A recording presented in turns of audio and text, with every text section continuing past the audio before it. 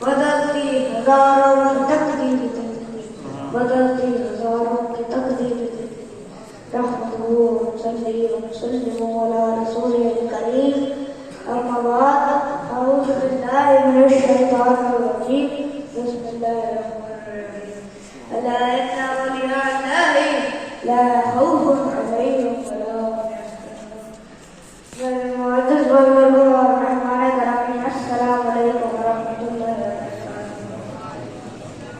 وبرکاتہ. بارگاہ رسالت کریں عقیدہ اور محبت کے ساتھ پیش کریں. الصلاۃ والسلام علیک یا رسول اللہ الصلاۃ والسلام علیک یا رسول اللہ وعلی آلک واصحابک. آج سے بعد پیچھے شادرات بنایا جا رہا ہے. اللہ پاک اپنے سنے کو بلی کے صدقے سب کا ایمان قبول فرمایا. اللہ پاک قرآن پاک میں ارشاد فرماتا ہے الا ان اولیاء اللہ لا خوف علیہم ولا هم يحزنون. خبردار اللہ کے اولیاء وہ ہیں جنہیں نہ خوف ہوتا ہے اور نہ کوئی غم. حدیث قدسی میں اللہ پاک فرماتا ہے کہ جس نے میرے ولی کو اجازت دی اس سے میرا بیٹا حلال ہو گیا.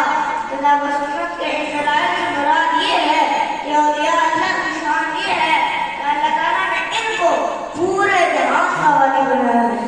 یہاں تک کہ وہ سنت نبی کے دربار ہو کر اور نفس کی پیروی کی راہ پر چھوڑ دیا. آسمان سے رحمتوں کی بارش انہیں کے قدموں کی برکت سے ہوتی ہے اور زمین پر جو کچھ اگتا ہے وہ انہیں کے اعمال کی صفائی کے لیے پیدا ہوتا ہے. کافروں اور مسلمانوں کی فتحیابی انہیں کے ارادے سے ہے. اور سامعین لوگ کہتے ہیں عجیب بات ہے جنگل میں بیٹھا ہے ایک فقیر ہے دریا کے کنارے میں عبادت ایک درویش ہے لیکن اسے نہ سردی کی پرواہ ہے نہ گرمی کی پرواہ نہ بھوک ستاتی نہ پیاس.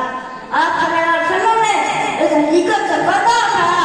آپ صلی اللہ علیہ وسلم فرماتے ہیں کہ اللہ تعالیٰ فرماتا ہے کہ جو مجھے یاد کر رہا ہوتا ہے میں اس کو پاس بیٹھا ہوتا ہوں کہ جس کو اپنے رب کی رفاقت نصیب ہوگی اسے بھوک کیا ستائے گی اسے گرمی یا سردی کیا کچھ کرے گی.